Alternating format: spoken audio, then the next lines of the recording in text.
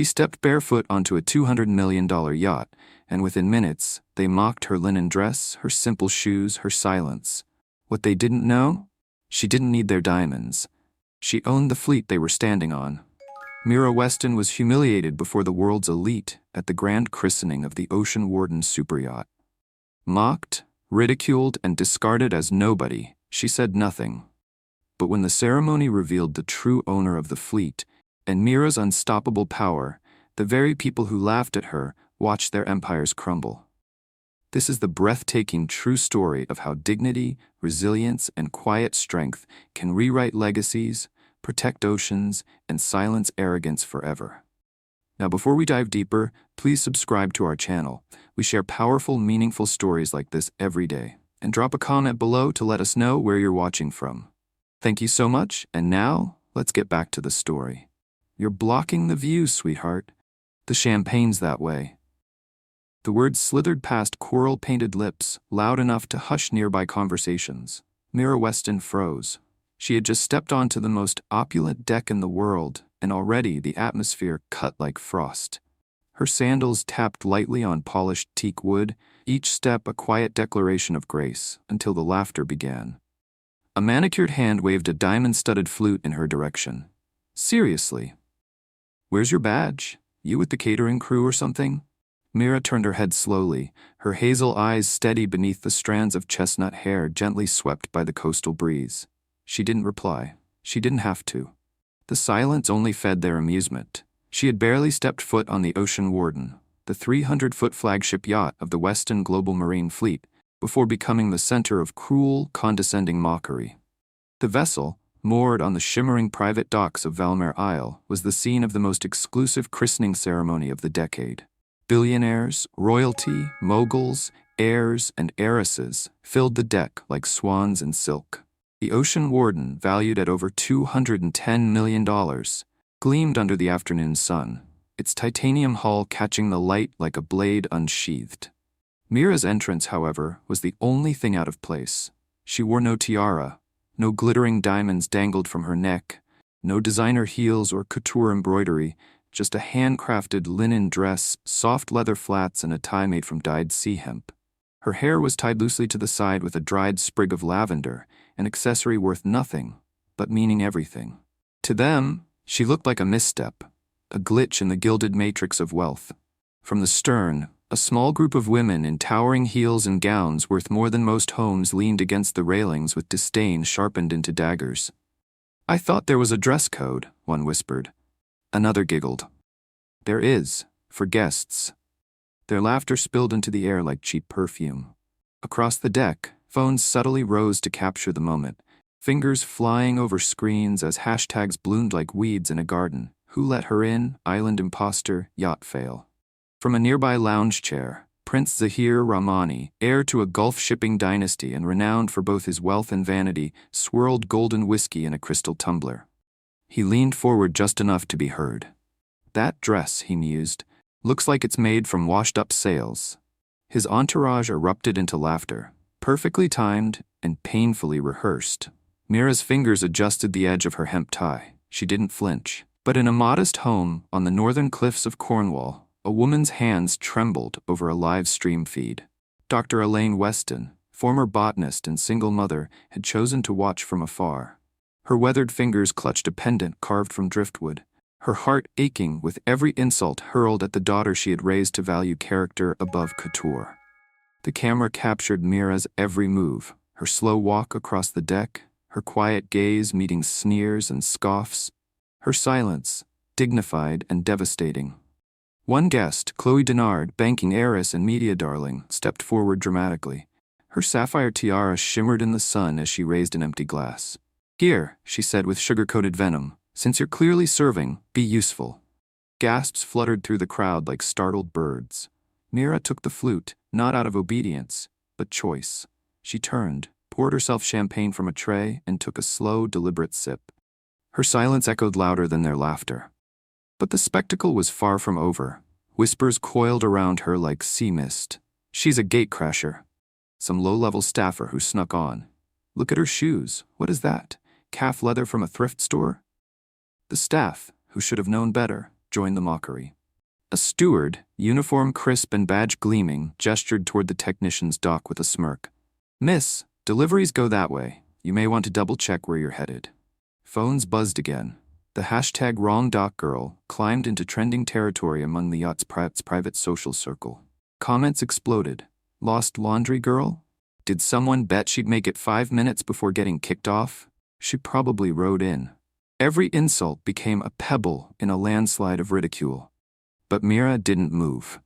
Not even when Marina Belafort, fashion queen of Europe and walking symbol of designer excess, glided across the deck in a pearl-encrusted Dior gown worth $80,000 and said with mock pity, "Darling, even your shadow looks embarrassed. Who let the lighthouse keeper's niece on board?" A hush fell as she flicked a jasmine petal toward Mira's feet. And then, a young server, barely out of high school, shaking under the pressure of this gilded social gauntlet, murmured under her breath, "She doesn't belong here." Mira turned her head. The wind shifted. For the first time, someone in the crowd noticed something off. Not about her dress, not about her shoes, about the way she stood. Unafraid, unshaken, like the ocean in stormlight. Not a single guest could place her. Yet there was something unmissable about her stillness. A calm born not of submission, but power. The kind that doesn't shout, doesn't grandstand, it waits. And then came a voice, steady, velvet smooth, over the yacht's intercom. "Ladies and gentlemen, if you would please make your way to the bow. The christening ceremony is about to begin." A glimmer of confusion passed across Chloe's face. "Wait, there's no speaker introduced yet, is there?" As guests filed toward the silk-draped platform near the front, they turned to the host. A man in a silver Brioni suit raised his microphone. "It is my profound honor," he announced, "to welcome the official representative of the Ocean Warden's new ownership. The one chosen to name and christen this vessel, Dr. Mira Weston." Silence. It didn't fall. It slammed. Glasses froze in midair, champagne flutes trembled, tiara pins loosened, and Chloe Denard's perfectly glossed lips parted, but no sound came. Mira stepped forward, not with a flourish, not with an entourage, but alone. The same linen dress, the same flats, the same quiet presence. She reached the platform and gently lifted the ceremonial champagne bottle wrapped in gold ribbon. The deck didn't breathe. "By the grace of tides and the legacy of truth," she said calmly, "I name this ship the Ocean Warden." The bottle shattered against the hull. Foam burst upward like saltwater joy. It was done, and no one dared clap. Because in that moment, Mira Weston wasn't just a woman mocked on a yacht. She was the tide turning. And no jewel, no gown, no surname could outshine the brilliance of her composure. The crack of the champagne bottle still echoed as Mira stepped back from the yacht's gleaming bow. Her linen dress fluttered softly in the sea breeze, her sea-hemp tie resting quietly against her chest. No longer a symbol of humility, but of quiet defiance. The guests stood frozen, a still-life portrait of disbelief, shame, and the metallic sting of realization. Some lowered their phones, others simply stared.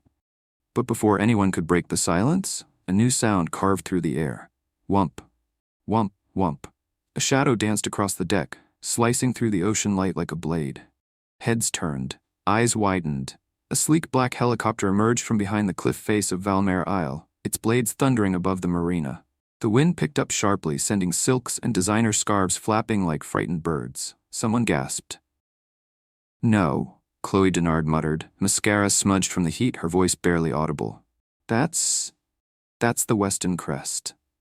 The chopper hovered, then descended slowly, sending guests stumbling backward from the gusts. Security stood still, no interference. They knew exactly who was coming. The door opened before the rotors even stopped. Out stepped Charles Weston, founder of Weston Global Marine and arguably the most powerful man in European maritime trade. A man who had built a trillion-dollar empire from a single vessel. A man known for sinking billion-dollar partnerships with a single sentence. He wore no crown, no visible wealth, just a dark navy suit with a subtle crest stitched into the lapel. His silver hair, swept back by time and tide, glinted under the sun. His presence, calm and thunderous, parted the sea of elite guests as he strode forward. Every step was judgment. He didn't look at the cameras. He didn't acknowledge the influencers. His gray eyes locked only on one figure. Mira. She stood perfectly still at the edge of the deck. the broken champagne bottle's remnants still clinging to the hull behind her. For a heartbeat, father and daughter said nothing. Then Charles took the microphone from the trembling host's hands, and he spoke. "I am Charles Weston," he said, voice low but carrying across the yacht like a bell toll. "I founded Weston Global Marine 40 years ago, built it from a storm-beaten trawler and my father's rusted compass." He paused. "I have seen oceans swallow ships, I have seen storms test steel, but nothing has tested me more than betrayal. Especially from those who were born into legacy and spent their lives selling it off." Gasps rippled through the crowd. Eyes darted toward a younger man standing near the DJ booth, suddenly pale. Charles didn't name him, but everyone knew. His eldest son, Julian Weston, had recently disappeared from the company amid rumors of leaking trade data for private gain. "I asked myself," Charles continued, "what kind of future could survive without loyalty, without integrity? I had one answer." He turned toward Mira. "I invited my daughter to this christening, privately, quietly, without disclosing her name, because I wanted to see who would drown without the life jacket of my name. A pin could have dropped. I watched," he said, voice sharpening, "as you laughed at her, mocked her, filmed her, reduced her to a footnote based on her dress, her shoes, her silence. You wrote her off before she even spoke. Chloe Denard looked like she wanted to disappear." Prince Zahir's mouth was parted, but no words formed. Marina Belfort was trembling so violently, the diamonds on her dress rattled audibly. "But what none of you saw," Charles went on, "was that Mira Weston, Dr. Mira Weston, led a multinational marine conservation effort that restored 36% of coral population in the South Pacific. She mapped Arctic currents that prevented over $2 million in shipping damage last year alone. She built her name where it mattered, on the backs of waves and science, not silk and inheritance." He raised his hand. In it was a sleek tablet. "With this," he said, "I transfer every remaining share of Weston Global Marine to Mira Weston. The company, the fleet, Valmere Isle, the ocean warden, it's all hers." The crowd gasped, one giant stunned intake of breath. Charles wasn't done. "And for those of you," he added, eyes sweeping across the deck, "who ridiculed her while depending on my name to fund your empires." He tapped the tablet once. "Your contracts are terminated." On the large LED display screen attached to the yacht's mast, a cascade of names began to appear. Chloe Denard, Banking Group, cancelled. Romani Gulf Logistics, voided. Belfort Couture, contract revoked. One by one, the golden names of the elite began to burn on screen like digital ashes. "You came to this island expecting a gift," Charles said. "Instead, you gave me something far more valuable: clarity. You revealed yourselves." Phones dropped, faces fell, guests whispered frantically. Aides and assistants stumbled over each other to try and reach phones. Several influencers openly wept. Prince Zahir had vanished below deck. Charles turned back to Mira. "She never needed this empire," he said softly, to her and to the cameras alike. "That's why she deserves it." He handed her the tablet. She took it with both hands, light but carrying the weight of an entire legacy. The silence was absolute. Then a ripple broke the stillness. A single clap, then another, and then applause surged from a small group of Marina staff still watching, those who had not joined the mockery. The sound swelled, organic and overwhelming, genuine. Soon, even the silence of the once snide guests was overpowered by rising cheers. Not for Charles Weston, but for the woman in the linen dress who had stood still while they tore her down. Mira didn't speak. She didn't need to. Her triumph echoed in every crashing wave against the hull. She turned slowly, handed the tablet back to her father, and reached down to adjust her tie, not as an act of pride, but as a symbol of who she had always been. A scientist. A daughter. A woman of the sea. The guests? They weren't looking at her the same way anymore. But it was too late. The tide had turned. Marina Belfort's glittering gown, once the crown jewel of the deck, now looked like a costume, an ill-fitting disguise for someone stripped of power. Her diamond bracelets clinked as she stumbled backward, one trembling hand reaching for her phone, only to see it light up with alerts. Belfort Paris partnership with Weston Global, terminated. Boycott trends spike after livestream exposes luxury mogul's mockery. Couture crisis, Belfort backlash. Just moments ago, she was royalty in stilettos. Now, she was a cautionary tale. And she wasn't alone. Across the deck, guests who once floated on clouds of self-importance scrambled for stability. Chloe Denard dropped her champagne flute. The crystal shattered like her $3 billion banking deal with Weston Global.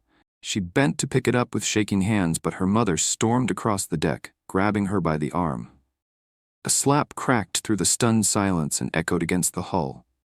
"You've destroyed everything," her mother hissed. "You mocked the owner's daughter on camera." Chloe's tiara tilted, as did her future. Aides whispered urgently into Bluetooth headsets, scrambling to delay meetings, stall investors, issue statements, anything to stop the hemorrhaging. But the livestream's damage was done. The hashtags had taken root. The fire had caught. They mocked Mira, Ocean Queen rises, linen over legacy. On the stern, Prince Zahir Rahmani leaned against the railing, face pale, his phone vibrating like a time bomb in his hand. The Rahmani Gulf logistics empire was built on oil and ego. Now its top European route was severed. He muttered something in Arabic under his breath, a mixture of disbelief and panic. Behind him, his advisors spoke quickly, desperately, but no words could undo what had just unfolded in front of millions. And then came the wave no one expected. The crew, the very people they had trained to be invisible, the marina staff, those who had been forced to smile, nod, and endure the condescension of elites, began to shift. A steward who had earlier laughed at Mira's shoes was approached by security. His badge was removed, his access revoked. Cameras captured the moment. His face crumpled, his career collapsed. The chief purser who mocked her tie was escorted quietly off the platform, a folded document in his hand, his termination notice. His crisp white uniform, once a badge of status, now just fabric on a man no longer welcome. Even the head of event coordination, a man who had snickered at Mira's entrance, was handed a legal document by Weston's legal team. Event license revoked. Future contracts canceled. Mira stood at the center of it all. Not gloating, not smiling, just present. And that presence carried the weight of a storm that had swept across the yacht and erased names, titles, empires. From the corners of the deck, the live stream audience saw it all. And they weren't just watching. They were acting. Instagram pages were flooded with Mira's image, the linen dress in sunlight, her calm eyes under pressure, her silent defiance. Twitter's trending topics included Doc Mira Weston, the Ocean Warden, Grace's Power. In a private viewing room on the northern cliffs, Mira's mother, Elaine Weston, clutched her driftwood pendant and cried. Not from pain, but pride. Her daughter had stood against the world's richest without raising her voice, and made them listen. Suddenly, a flurry of activity swept across the luxury tent near the upper deck. The Princess of Luxembourg, who had remained eerily silent throughout the ceremony, stepped forward, her sapphire diadem now seeming too heavy on her bowed head. She approached Mira with hands trembling. "Dr. Weston," she said softly, her voice stripped of all royal grandeur, "your work, your restraint, it's extraordinary. I regret not speaking up sooner." Mira met her eyes. No resentment, no sarcasm, just a nod. The princess removed her diadem. A quiet apology without words. One by one, other guests followed. A Russian oligarch who had mocked her flats whispered to an aide, "Delete the posts, all of them. Get me a meeting, today." A Dutch shipping magnate turned off his phone mid-call. "This one owns the fleet, not just the fashion." From the upper balcony, a woman in pearls murmured, she didn't need to say a word. She owned the room without ever buying it. Still, some guests tried to hold on to their arrogance like wreckage from a sunken ship. Marina Belfort adjusted her couture dress, chin raised, sneering through trembling lips. "She's still not one of us." Mira turned at last. Her hazel eyes met Marina's. "Then I'm glad," Mira said, voice soft as a whisper, but it carried like thunder. That was all. She walked past her, through the same gauntlet that had once tried to break her. The same deck that had mocked her with every step now parted, heads bowed, silence thunderous. Mira Weston didn't wear revenge like a crown. She walked through it like water. As she approached the end of the deck, Charles Weston followed behind her, proud but silent. Behind them, chaos reigned. Influencers deleted posts, moguls revised strategies, royals called for damage control. But Mira didn't look back. She paused only once, to face the sea. The sunlight caught her sea hemp tie as the wind kissed her face. Her silhouette against the endless horizon wasn't just poetic, it was prophetic. The ocean didn't need diamonds, and neither did she. She had worn dignity, silence, and truth, and it had drowned the arrogance of the wealthy. The morning after the christening, Valmere Isle was eerily quiet. The marina, once alive with laughter and luxury, sat in stunned reflection. Gone were the endless photo ops, the clinking of glasses, the strut of designer heels echoing off the deck. Instead, aides whispered in shame behind tinted sunglasses, and publicists rushed to spin chaos into something salvageable. But no rebrand could outpace what was now flooding every major outlet on Earth. Dr. Mira Weston was no longer a mystery. She was a movement. CNN's top headline read, "Ocean Heiress Stuns the Elite. Grace Destroys Greed on the Deck of a $210 million Superyacht." Forbes, "She Owns the Fleet. Mira Weston quietly becomes the most powerful woman in global maritime." The New York Times, known for its restraint, ran the line, "They laughed at her linen dress. She now owns the island they laughed from." But Mira didn't read the headlines. She was too busy working. Before dawn, she was already at her desk inside the Ocean Warden's Captain's Lounge, poring over maritime policy papers, logistics reports, and environmental contracts left abandoned by her brother, Julian Weston, whose name had been scrubbed from every executive listing overnight. Charles Weston sat across from her in silence, sipping strong coffee, watching his daughter breathe new life into the empire he'd once believed only wealth could preserve. "What you did yesterday," he finally said, voice softer than the waves against the hull. "It didn't just humble them, it changed the entire definition of command." Mira looked up. Her face was calm, but her eyes held something steel couldn't mimic. "I don't want to rule over them, Father," she replied. "I want to rebuild what they destroyed in silence, in salt, in stone." And she meant it. That same afternoon, Mira held her first press meeting, not on a stage, but on the lower dock, standing beside the deckhands, mechanics, and marine engineers who had been invisible for decades to the billionaires above them. "I will not be sitting in a marble office," she announced calmly into a single mic. "I'll be on the sea, in the reef restoration zones, with the crews who keep this world turning, while others take credit. Weston Global will now operate with a dual mission: maritime excellence and marine preservation." The workers behind her blinked, stunned. Some smiled, a few wept. She continued, "Those who mock people based on simplicity, who built castles on status, not service, you are no longer welcome in this harbor. From today forward, Valmere Isle will be a sanctuary not for gold, but for good." Reporters snapped photos, but none could fully capture what made Mira Weston magnetic. It wasn't the clothes, it wasn't even the inheritance. It was the contrast, a woman who walked away from power and was now returning only to redefine it. Meanwhile, across the world, the elite scrambled. In Monaco, Chloe Denard's family banking firm faced its first audit in decades. Their largest deal, dependent on Weston's ports, collapsed overnight. In Qatar, Prince Zahir Rahmani's shipping conglomerate saw a $700 million drop in investor confidence. Stock tickers bled red. In Paris, Marina Belfort was dropped from 2 major luxury brand boards within 24 hours. Her apology video, glamorous and overproduced, only made things worse. But the real damage? It wasn't financial. It was moral. The public had seen the truth with their own eyes. The live stream had captured their cruelty, but it had also witnessed a woman stand unshaken against an empire designed to erase her. That truth burned hotter than any scandal. Mira, however, wasn't watching the fallout. She was rebuilding. Within 3 days, she announced the Ocean Equity Project, a $1.2 billion initiative focused on giving small coastal communities access to sustainable shipping, clean harbors, and education for young women in marine science. "We can no longer allow the ocean to be a playground for the few," Mira said at the launch. "It must be a lifeline for the many." The reaction was explosive. Donations poured in. Partnerships from unexpected corners emerged, and one unexpected letter reached her hands. "Dear Dr. Weston, you don't know me, but I watched the live stream. I've been a steward for 22 years. I used to believe people like me would never be seen. But you didn't just walk through that fire. You walked through it wearing my mother's shoes. You've given us more than a voice. You gave us a mirror, and I'm proud to serve under your flag." D. Alvarez, crew chief. Ocean Warden Mira folded the letter gently, held it for a moment, then placed it in her journal. It wasn't the yacht. It wasn't the island. It wasn't even the empire. It was the acknowledgement. She had walked into a storm where legacy meant nameplates and title cards, and she emerged with a new legacy, one carried not in press releases but in the hearts of the unseen. And the elite? They kept calling. "Can we meet, Dr. Weston?" My comments were taken out of context. "I deeply admire your work and would love to sponsor the Ocean Equity Project. Privately, of course."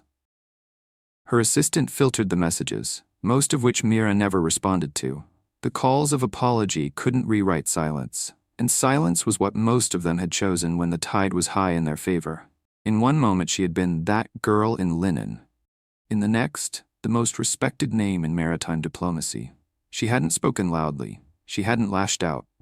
She hadn't posted a single thing, but she had done something far more powerful. She had endured. She had watched.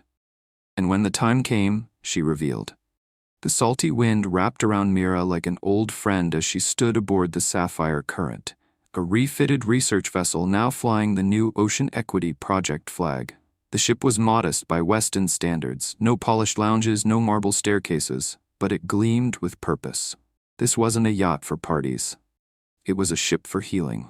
Within hours of Mira's public launch of her initiative, requests had poured in from every corner of the globe, from island nations threatened by rising seas to dock workers in Brazil and Arctic scientists seeking partnerships. But Mira had chosen her first mission carefully. The coastal flats of Aria, a forgotten stretch of ocean off the southern coast of Tunisia, where coral reefs had been devastated by illegal dredging. It wasn't glamorous, but that's why it mattered. On the deck behind her, engineers calibrated sonar drones, divers prepared oxygen tanks, and marine biologists double-checked their coral regrowth charts. They moved with a rare kind of energy, hope blended with awe. They weren't just working for a name. They were working for a mission that had watched them when no one else did. Mira inhaled deeply and looked out over the horizon. And then, footsteps, soft, tentative, hesitant. She turned. A woman stood at the base of the stairwell, slightly out of breath, her designer loafers clearly not meant for marine vessels. In one hand, she held a clipboard awkwardly, in the other, her embarrassment. Mira blinked. It was Mira Faze, once known across elite circles as the one who threw jasmine petals at Mira's feet during the yacht christening. The woman who had hissed, "Back to the fishing boats, darling." Now she was wearing a navy crew vest and no makeup. Her long nails were trimmed. Her phone was nowhere in sight. For a moment, neither said anything. Then Mira cleared her throat. I know I don't deserve this position," she said softly, "but I didn't come here to save face." Mira raised an eyebrow. "I came because I want to learn. I watched what you did that day, and I couldn't sleep, not because of guilt, but because I realized I've never earned a single thing I own." The wind tugged gently at both their hair. "I interned at an ocean research center once," Mira added. "Just for photos. I left after an hour, but I read your paper on fjord currents last night, twice, and I want to be part of something real, something that doesn't shrink in the sunlight." Mira looked at her for a long moment. No judgment, no cruelty, just that same calm silence that had leveled monarchs and moguls alike. "You'll bunk with the divers," she said at last, "and you clean your own boots." Amira's eyes widened. You're letting me stay?" "I'm not giving you a seat," Mira replied. "You'll earn it or swim back." Amira let out a breath she didn't realize she'd been holding. "Thank you." As she turned to go, Mira stopped her. "One more thing." Amira turned back, heart thumping. "If you ever toss petals at someone's feet again, make sure it's not to mock them. Make sure it's to honor them." Amira nodded, and for the first time in her life, she felt the weight of humility settle in, and it fit better than any couture she'd ever worn.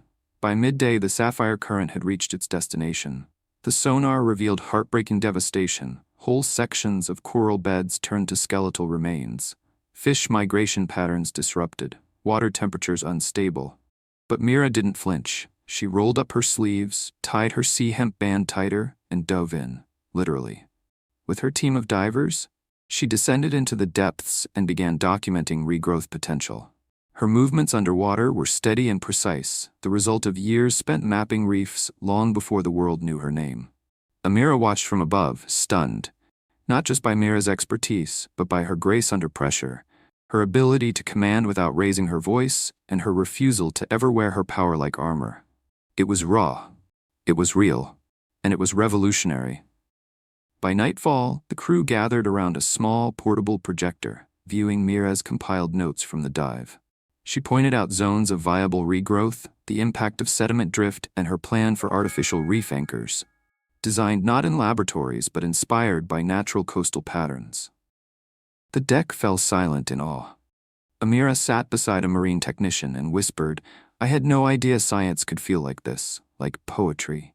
The technician, a woman who had been ignored at her last 5 jobs by male-dominated institutions, whispered back, "That's because it's never been led by someone like her before." That night, as Mira sat alone at the stern, her datapad in hand and stars overhead, Charles Weston called in. He appeared on screen, wearing a flannel shirt, sitting by a fireplace, almost unrecognizable from the titan of business the world feared. "I've never seen that place," he said, referring to the Aria flats behind her. "Your brother would have never thought twice about it." "He saw profits," Mira replied. "I see patterns." Charles chuckled. "You know," he added after a beat, "when your mother left the company's orbit, I thought she was abandoning something great. But now I think she was preparing someone even greater." Mira smiled softly, but said nothing. As the call ended, her eyes returned to the water. Somewhere out there, the sea was waiting, and this time, it had an ally. Not just a scientist, not just a CEO, not even a legend, but a leader. A woman who wore no crown, who claimed no throne, but ruled anyway, because she had earned something far more lasting than power. Respect. Valmare Isle looked different now. Not physically. Its jagged cliffs still kissed the turquoise waters, and the marina still glittered like a jewel nestled in the arms of the azure tranquil bay. But spiritually, something had shifted.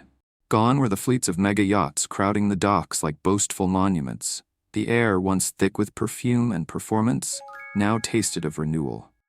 Fishermen's boats, marine research vessels, and eco-tour catamarans bobbed peacefully in the harbor, flags from dozens of nations fluttering in the morning breeze.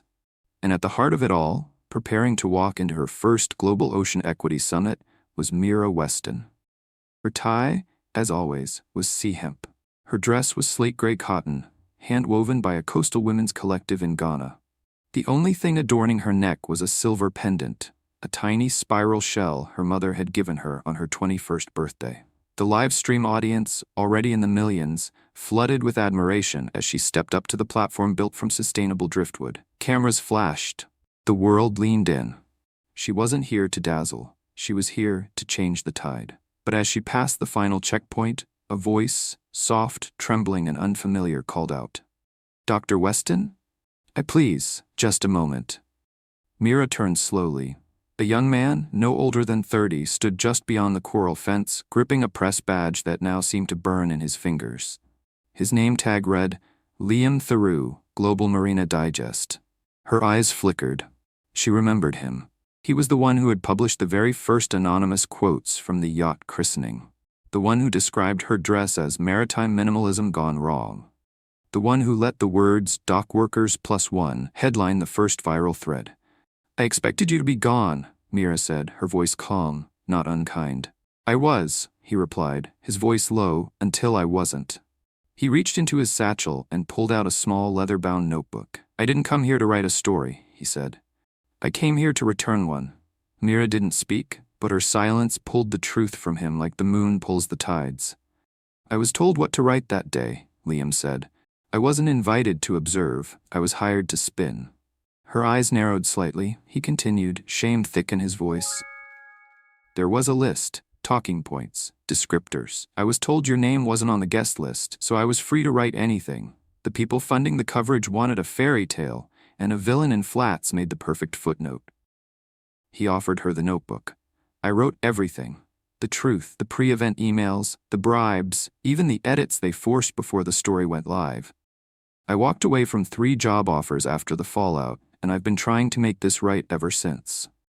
Mira took the notebook gently. She didn't flip through it. Instead, she looked him straight in the eyes. "Why now?" "Because everyone wants to be on your side now that you've won," Liam whispered. "But I want to be on the side of the truth, even when it's inconvenient." For a moment, the wind stilled. Behind them, the marina bustled with eco-partners and climate scientists. Ahead, the press summit awaited, filled with leaders who once ignored her emails but now treated her like a lighthouse in a fog of their own making. And in between stood a man who had helped light the fire that almost consumed her, but who now held the water to douse it. Mira nodded. "You're not forgiven," she said softly. "But you're not forgotten either. Do better." Liam exhaled like he hadn't in months. "Can I stay?" "Only if you listen more than you write." He nodded once, solemnly. Mira turned and stepped through the coral gate. Inside the summit, ambassadors and delegates rose as she entered. The applause was thunderous, not the hollow clapping of formality, but the sound of something deeper, something shifting. She was no longer a figure of surprise. She was now a standard. At the main podium, she stood before a carved wooden globe, microphones blinking in red light, ready to broadcast her words to the world. But she didn't begin with data or graphs. She began with a story. 5 years ago, she said, I stood ankle-deep in black water off the coast of Sumatra. Plastic swirled around my legs, a sea turtle gasped for breath beside me, and behind me, a hotel spa blared club music for influencers who posted pictures of waves they'd never touched. The room went still. I realized then that no law, no treaty, no deal would ever matter if the people who made them had never tasted salt. Her eyes swept across the room. So I came back, not with vengeance, but with vision. She tapped the wooden table beside her. Her team handed out eco-initiative packets to every delegate. Her voice strengthened. We are launching 30 coastal partnerships in the next 12 months. We're funding reef restoration, sustainable shipping routes, and educational programs for coastal youth, especially girls. And if your government wants access to Weston ports, you'll need to show proof of environmental equity. No proof, no deal. Murmurs erupted in the back. She smiled slightly. Try me. From the wings, Charles Weston watched with quiet pride. He had once been the voice behind a trillion-dollar company. Now, he stood in the shadows of someone far more powerful, someone who didn't need the spotlight to hold the room. After her speech, as the media swarmed, Mira stepped outside for a moment of air. The sky above Valmere was streaked with pink and amber. The ocean below shimmered like glass. Liam approached again, holding his camera. I don't want to shoot you like the press would, he said quietly. I want to capture who you are when you think no one's watching. She turned toward the sea. Then wait, she said, and she stepped barefoot into the shallows, her hem catching the foam. Liam raised his camera, and in that click, he didn't capture a billionaire, or a CEO, or a scandal. He captured a woman who had stood still in a storm until the waves remembered they belonged to her. The evening sun fell low behind the cliffs of Valmere Isle, casting long amber shadows across the water. The summit was over. The final applause had faded. Most delegates had returned to their eco-lodges or private charters, their minds stirred by what Mira Weston had ignited. But Mira remained on the west side of the island, her gaze fixed on the water where coral scaffolding was being lowered by a new team of divers, part of her pilot reef restoration initiative. The quiet was a welcome contrast to the noise of the world now clamoring for her attention. That's when she heard footsteps on the gravel path behind her, not rushed, not hesitant, just familiar. She didn't need to turn to know who it was. Julian Weston, her half-brother, the one who had disappeared in disgrace months ago after leaking proprietary data to a group of rival maritime developers. The one whose silence during the yacht christening had spoken volumes. The one who had known exactly what the guests would do to her and let it happen anyway. He stopped a few paces behind her. Mira, he said, you always did like being near the water. She didn't move. And you always liked hiding behind men in boardrooms. His chuckle was quiet, without humor. Fair. He stepped beside her, leaning against the railing that overlooked the southern reef bed, the ocean painting itself gold beneath them. I didn't come here to fight, he said. No, she replied, finally turning to face him. Then what? Congratulations. Closure? Or maybe a second chance now that the empire's in my hands. His jaw clenched. I came because I owe you the truth. Mira said nothing. Her silence demanded honesty. Julian sighed. I knew they'd mock you, he said, his voice lower now. I heard them planning it at the pre-event dinner. I knew the press releases didn't have your name. I could have warned you. But you didn't, Mira said. I didn't, he admitted, because it was easier to watch them destroy me than admit I was better than you, she said flatly. Julian flinched. You gave them the gun, she continued, her voice steady as the tide, and then laughed when they pulled the trigger. I didn't laugh, he said weakly. No, you just watched. The silence between them cracked like thin ice. Julian pulled something from his coat pocket, a small flash drive in a leather case. This contains every email I sent, every deal I brokered behind Father's back, every file I leaked to Virion Maritime. Mira didn't take it. Instead, she stepped closer. You think confession buys redemption? She asked, eyes narrowing. You think standing in front of me with a file and puppy eyes makes this right? He looked down. No, he said, but it's a start. Mira stared at him, at the brother who had grown up in polished suits and dinner galas while she and her mother lived in a stone cottage with cracked windows and wind-bitten tea kettles. The same brother who had inherited everything, yet still wanted more. I don't need your files, she said. I already rebuilt what you tried to sink. He nodded slowly. Then why am I still here? That's the question you need to ask yourself. She turned to go but paused. Tell me one thing, she said over her shoulder. Did you ever believe I could do it? Julian was quiet for a long time. No, he said finally, but the ocean did, and clearly, it knew better. Mira didn't respond. She walked away, her back straight, her stride calm, her legacy no longer tied to his shadow. Julian remained at the railing alone as the tide rolled in beneath him. Later that night, Mira sat beneath the open atrium of the Ocean Warden, the stars winking above her. The ship was docked in silence, the crew asleep after a long day of coral mapping and sediment analysis. Her fingers traced the spiral on her mother's shell pendant. Charles Weston joined her quietly, bringing 2 mugs of jasmine tea. He came, Charles said. I know, Mira replied. I saw the logs. Left a digital confession, tried to hand you the proof. Mira sipped the tea. He wanted absolution. I gave him distance. Charles looked at her. You could crush him, Mira, publicly, legally. I could, she agreed. But then I'd become the very thing I walked away from. He studied her face for a long time, then nodded. You're not like me, he said. You're better. She smiled faintly. I'm not better, Father, just braver in different ways. He raised his mug. To quiet revolutions. To tides that turn, she said, touching hers to his. In the distance, the reef lights shimmered. Small fish flicked through the shallows, and far above them, the stars began to shift, slightly, just enough for anyone watching to believe the universe might be bending toward something better. The sun rose gently over Valmere Isle, casting the marina in warm gold. On the second morning of the Ocean Equity Summit, a different kind of guest gathered near the harbor. Not billionaires, not ambassadors, not CEOs in silk scarves or oil princes in velvet loafers.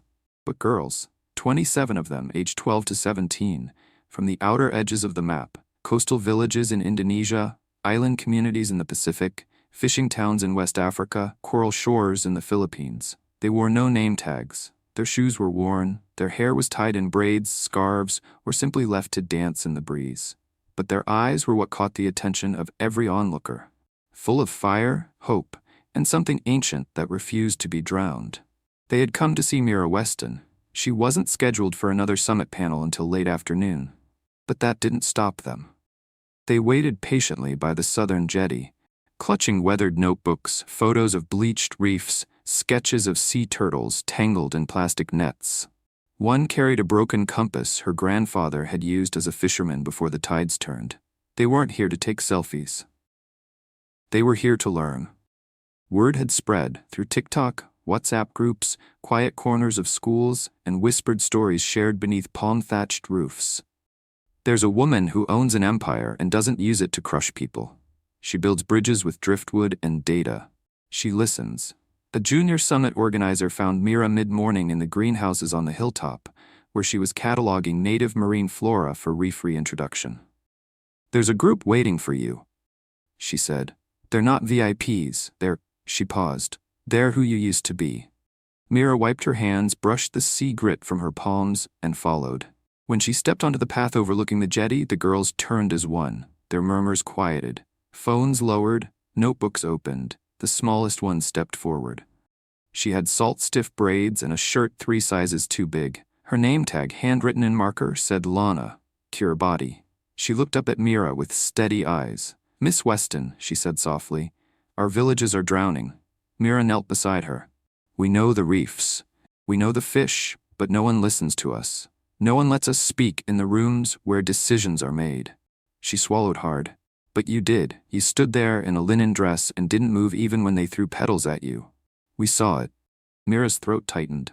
Another girl, Julia from Zanzibar, held up a cracked tablet. The live stream from the yacht christening still paused at the exact moment Mira smashed the champagne bottle against the hull. That moment, Julia said, told us we could exist. The girls surrounded her now, not crowding, but drawing near like waves around a calm island. One girl asked, "Can you teach us how to hold the ocean without breaking it?" Another, older, whispered, "Can you show us how to lead without shouting?" Mira looked at them, truly looked. These weren't just students, they were futures. And suddenly, the idea that had been flickering in the back of her mind since the moment she stepped off that yacht bloomed into something unstoppable. She stood. "Meet me at the reef classroom," she said. "Is that a real place?" one girl asked. "It is now." By noon, Mira had cleared an unused dockside structure, once a luxury storage space for party yachts, and turned it into the Ocean Equity Academy's founding hub. Within hours, volunteers arrived. Researchers, crew members, women from Mira's dive team, even a few reformed summit attendees who had sat silently through the worst of the mockery, and now wanted to rewrite their roles. Desks were made from driftwood. Solar lamps lit the walls. Old maps were hung with pins and ribbons, tracing ocean currents and data points. A water purification station was installed within the hour, funded by Mira's personal account, and then the teaching began. Not lectures, conversations. Mira sat cross-legged on the floor, passing around pieces of coral skeletons, broken plastics, sonar readings. "You don't need $1 billion to matter," she told them. "You need to know what matters." She showed them how to map currents using a pencil and a coconut shell, how to calculate wave velocity from nothing but time and observation, how to detect reef health from algae color. The girls asked questions that made scientists pause. They challenged numbers, theories, and protocols, not to be rebellious, but because they were ready. One girl, Alma from Fiji, asked, "Why are we the only ones being taught how to adapt to the ocean's anger? Why don't they teach the ones causing the damage how to listen?" Mira smiled, her sea hemp tie catching the sunlight. "They won't," she said. "That's why we're teaching you." News of the impromptu academy spread faster than any summit headline. By nightfall, the hashtag Mira's classroom trended globally. A single drone photo, Mira sitting on the dock, surrounded by barefoot girls with notebooks, was shared over 4 million times in 12 hours. And in boardrooms from Geneva to Dubai, executives sat in stiff silence, watching as the next generation of leaders took root not in penthouses, but on a reef. That evening, as the girls prepared for rest beneath the stars in tents donated by a marine nonprofit, Lana approached Mira once more. She held out the broken compass. "It doesn't point anywhere anymore," she said, "but I think it wants to find you." Mira took the compass, held it to her ear like a seashell, and closed her eyes. "Then let's fix it together," she whispered. She wasn't just rewriting policy. She was replanting hope. And this time, the empire she built wouldn't be made of metal or wealth or titles. It would be made of girls who remembered the sea before the world tried to steal it. The call came just after midnight. Mira Weston was still awake, reviewing the first curriculum proposals for the Ocean Equity Academy when her emergency satellite phone buzzed sharp against the wooden desk. She answered immediately. "This is Mira." On the other end, a familiar voice. Dr. Alina Voss, her lead marine biologist stationed off the coast of Tunisia. "They've greenlit the dredgers," Alina said, voice tight with anger. "Valmaire's new reef zone. It's under direct threat." Mira's heart dropped. The Aria Reef Flats, barely beginning their fragile regrowth under Mira's stewardship, were being sacrificed. A neighboring nation, desperate to fast-track a luxury port deal, had authorized deep-sea dredging that would devastate the newly seeded corals. "But we have provisional protection status," Mira said sharply. "Filed, stamped, recognized by the Global Marine Steward Council." Alina hesitated. "They overrode it. Emergency economic powers. The port construction starts at sunrise." Mira's fingers curled into fists. This wasn't just about coral anymore.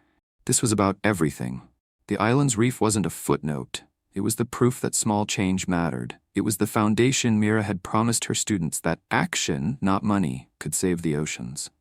If the Aria Flats died under her watch, it wasn't just another environmental loss. It would be the betrayal of every girl who sat barefoot on the dock yesterday, clutching broken compasses and dreams. She stood, her sea hemp tie brushing her collarbone like a whispered oath. "Gather the reef crews," she told Alina. "Prepare dive teams. We'll be there before the machines touch water." Alina's voice cracked with emotion. "Copy that." Mira hung up and stepped out into the night. Above her, the stars blazed, indifferent to politics, commerce, or ambition.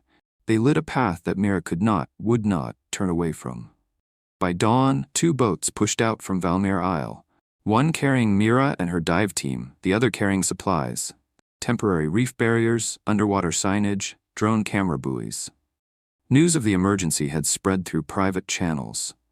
Offers of help flooded in from unlikely places: young climate scientists, fishermen from neighboring islands, even a retired shipping magnate who once mocked Mira at the yacht christening and now sent a private tugboat to assist.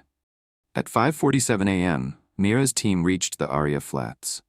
The dredging ships floated on the horizon, metal monsters painted in corporate white and blue, engines already rumbling. The water was still, too still. It was the silence before a wound. Mira adjusted her dive gear, strapped on her mask, and plunged into the cold. Below, the reef shimmered, a fragile patchwork of color and stone, no bigger than a soccer field but alive, teeming with tiny schools of fish. Green sprigs of coral pushing up like prayers. She surfaced and called out to her team, "Deploy drone buoys. Mark the restoration zone." Small drones zipped across the surface, planting bright markers in a perfect grid across the water. Above them, the dredgers slowed, watching, waiting. At 7:12 a.m., a sleek corporate yacht approached. On board, a delegation from the company funding the port project. Among them, Mira recognized an old foe, Cassius Vane, former ally of her brother, investor in global shipping, one of the men who long ago had called her a wasted name in linen. He stepped onto the deck with the oily grace of someone used to buying their way through any resistance. "Dr. Weston," he called, all false politeness. "Surely we can reach an arrangement. This," he gestured at the reef zone, "is unfortunate, but progress demands sacrifices." Mira climbed onto the deck without hesitation, water dripping from her gear. She faced him, her sea hemp tie fluttering in the wind. "This reef is not yours to sacrifice." Cassius smiled thinly. "It's just coral, Mira. Sand and stone. There are other reefs, other projects." "No," she said, her voice like a blade sheathed in velvet. "There are no others. This reef is like every one of those girls standing back on Valmere's shore right now. Dismiss them, ignore them, trample them, and you lose the world." He folded his arms. "You'll lose millions in goodwill if you fight this. You'll burn alliances Weston Global spent decades building." Mira stepped closer. "I'm not here to barter with people who think life is expendable. You want goodwill? Build it on respect, not ruin." Cassius laughed under his breath. "You're one woman against a corporation." Mira smiled slightly.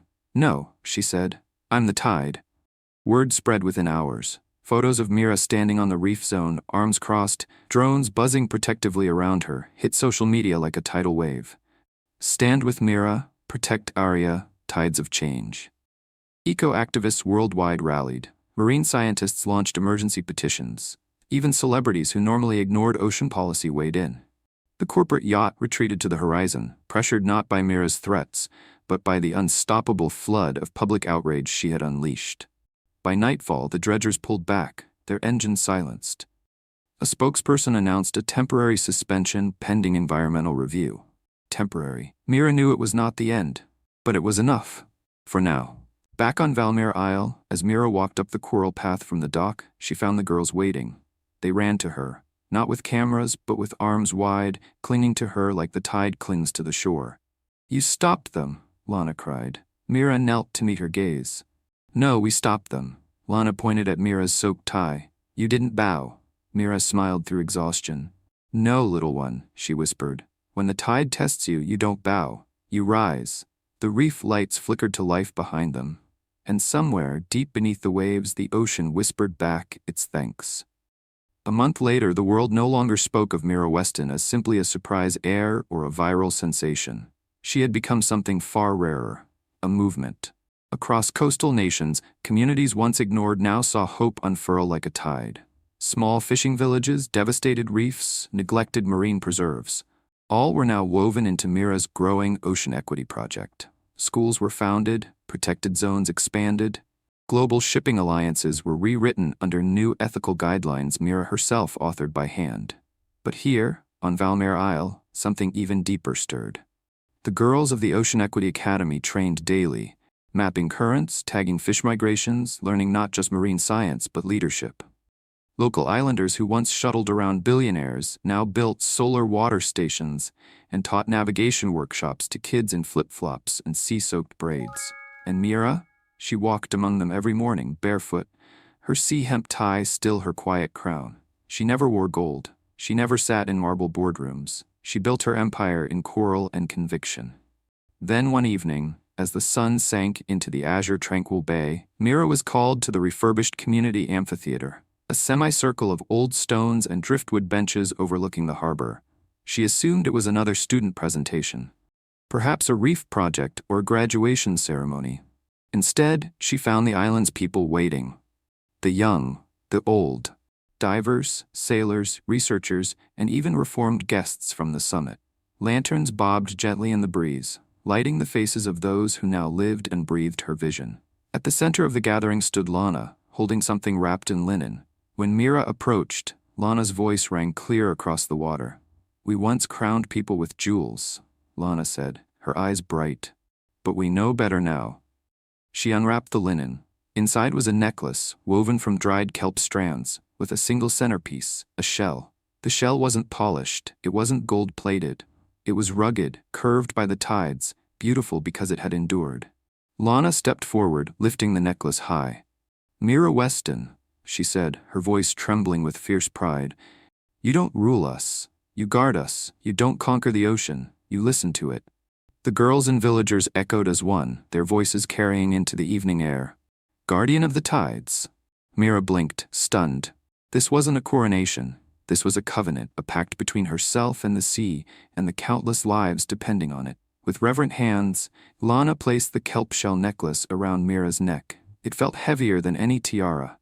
But it was the weight Mira had chosen the moment she refused to bow. The crowd cheered, but not with the hollow noise of obligation. They cheered like waves crashing into cliffs, loud, honest, unstoppable. Later that night, Mira stood alone at the water's edge, the surf kissing her toes. Charles Weston approached quietly. He said nothing for a while, only standing beside her, staring at the stars mirrored on the glassy bay. Finally he spoke. "I spent a lifetime chasing titles," he said. "Chairman, CEO, empire builder. I thought legacy meant building towers too tall for the tide to touch." He looked at her, eyes damp. "But you proved that real legacy," he whispered, "is being the one the tide trusts." Mira reached up and touched the shell at her throat. "The ocean doesn't need a queen," she said softly. "It needs a guardian." Charles Weston, the man the world once feared, nodded humbly beside his daughter, the woman the world now trusted. And as the moon lifted over Valmare Isle, Mira Weston stood silent and strong, her silhouette outlined in silver, her heart tethered forever to the pulse of the sea. No jewels, no crowns, no thrones, just a simple shell, and a promise written in salt and sky, to listen, to protect, to rise. The tide had turned, and this time it belonged to her. To anyone watching this story, remember, strength doesn't always roar. Sometimes it stands barefoot on the reef, carrying a world that others thought could be bought and sold. Mira Weston didn't fight for power, she fought for dignity, hers and the ocean's. And when the tide rose against her, she didn't run. She rose higher. If this story touched your heart, share it. Because somewhere right now, someone is standing alone, silent against the storm, and they need to know they're not alone. Like, share, subscribe, and tell us in the comments, have you ever been underestimated and then proven them all wrong?